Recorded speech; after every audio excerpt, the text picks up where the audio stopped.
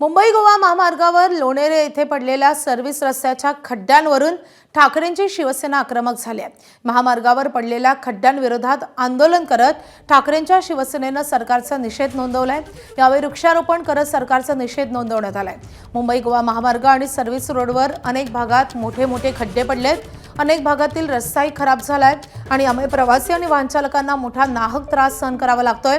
लोकप्रतिनिधी बैठक आणि दौरे करतायत। यावर ठाकरेंच्या शिवसेनेचे रायगड संपर्क प्रमुख संजय कदम यांनी टीका केली आहे। त्यानंतर संजय कदम आणि जिल्हा प्रमुख नंदू शिर्के यांच्या नेतृत्वाखाली रस्त्यात पडलेल्या खड्ड्यांमध्ये झाडं लावत सरकार विरोधी घोषणाबाजी करण्यात आली आहे।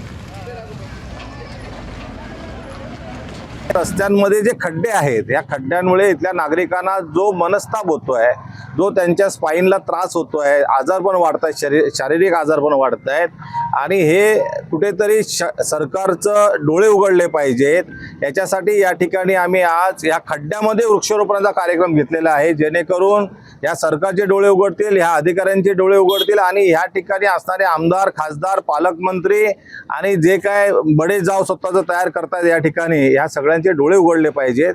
गाड्या आता रोज इथने एक राऊंड मारला की नेऊन गॅरेजला टाका, गाड्या झाले की माणसं नेऊन टाका, कुणाचा कंबर तुटते, कुणाची हात तुटते।